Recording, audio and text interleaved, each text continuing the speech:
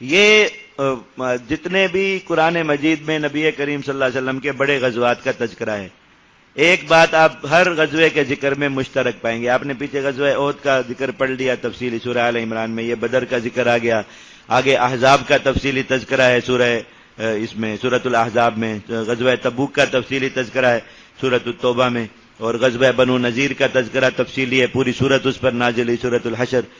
تو جتنے بھی یہ غزوات ہیں جن کا تفصیلی ذکر قرآن مجید میں آیا، یہاں پر اللہ رب العزت 3 جماعتوں کی حالت بیان فرماتے ضرور ہر غزوے کے ذکر میں، کہ ایمان والے اس لڑائی کے وقت میں کیا کر رہے تھے، ان کی کیا کیفیت تھی اور ان کے حق میں کیا انجام نکلا اس لڑائی کا. کفار کا ذکر فرماتے ہیں کہ وہ کیا کر رہے تھے اور کیسے ان کے خیالات تھے اور پھر کیسا ان کا انجام ہوا، اور ساتھ منافقین کا ذکر فرماتے ہیں کہ یہ لوگ اس لڑائی کے وقت میں کیا کر رہے تھے. آپ نے پیچھے غزوہ احد کے ذکر میں پڑھا، یہ درمیان سے ہی جو ہے وہ بہانہ کر کے فرار ہو گئے، نکل گئے، اور پھر جب مسلمان کچھ تھوڑی سی تکلیف مسلمانوں کو میدان جنگ میں پہنچ گئی تو انہوں نے جو ہے وہ مسلمانوں پر اپنی شرارتوں کا طوفان گرم کر دیا اور مسلمانوں کو کافروں کے سامنے جھکانے اور ان کے ساتھ صلح صفائی کرانے کی محنت اور کوشش میں لگ گئے. یہ ساری شرارتیں اللہ رب العزت کے ذکر فرمائی. شہداء کے گھروں میں جا کے انہوں نے نازیبہ باتیں کی، اللہ رب العزت نے وہ بھی ذکر فرما دیا. اب یہ غزوہ بدر کے دن بھی یہ اللہ تعالیٰ نے ایمان والوں کی حالت بھی بیان فرما دی. استغیثون ربکم، پہلے تو تم کھڑے رو رہے تھے اللہ کے سامنے، اور پھر اللہ تعالیٰ نے تمہاری نصرت فرمائی، تم غالب آ گئے.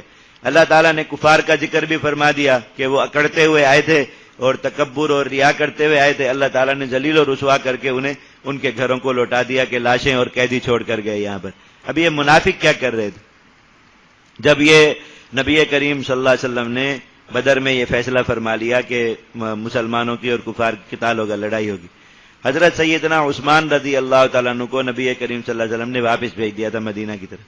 ایک تو ان کی اہلیہ محترمہ بیمار تھی اور بدر سے اگلے دن ہی ان کا انتقال ہو گیا تھا، تو اس وجہ سے کہ آپ جا کے ان کی تیمارداری کریں. دوسرا یہ تھا کہ اہل مدینہ کو خبر کر دیں جا کے کہ ہم جس قافلے کو لوٹنے آئے تھے وہ تو ملا نہیں، اب ایک بڑے لشکر سے ہماری لڑائی ہے تو لوگ دعا کریں. اس مقصد کے لیے نبی کریم صلی اللہ علیہ وسلم نے واپس بھیج دیا.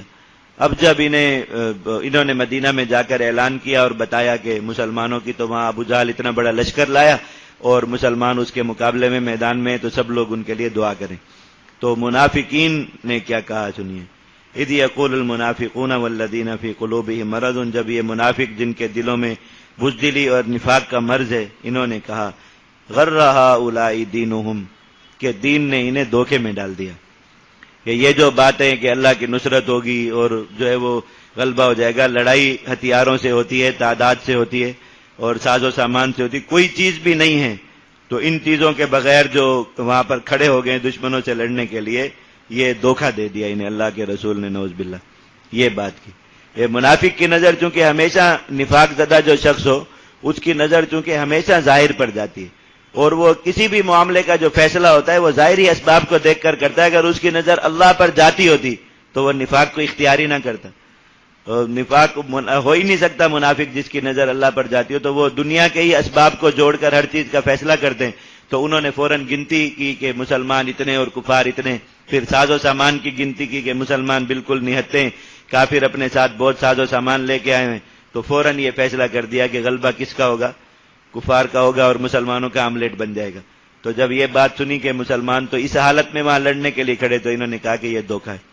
اب دیکھیے کہ مسلمان اور کافر منافق کی سوچ کا، خالص مومن اور نفاق زدہ شخص کی سوچ کا کتنا فرق ہوتا ہے کہ وہ اللہ رب العزت پر نظر کرتے ہوئے ہر طرح کے، حتیٰ کہ بدر جیسے حالات بھی ہوں تو یہی کہتا ہے کہ اللہ رب العزت قادر ہیں، وہ غلبہ دے سکتے ہیں. تو وہ اللہ رب العزت کے اس غلبے اور نصرت کو دیکھنے کے لیے لڑتا ہے.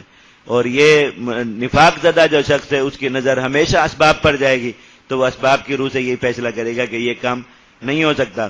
تو نعوذ باللہ اللہ اور اس کے رسول کے وعدوں میں شک کرے گا، اور نہ صرف شک کرے گا بلکہ دوسروں کو بھی اس شک میں ڈالنے کی کوشش کرے گا. یہاں پر بھی ان منافقین نے یہی کچھ کیا، اور بدر کے وقت میں یہی کہا کہ ان لوگوں کو ان کے دین نے دھوکے میں ڈال دیا، یہ ضرور شکست کھائیں گے اور وہاں سارے کے سارے ختم ہو جائیں گے.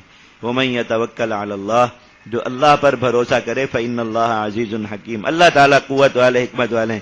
مجاہد کا بھروسہ اللہ رب العزت کی طاقت پر ہوتا ہے، اور اللہ رب العزت کی طاقت پر کوئی بھی غالب نہیں آ سکتا.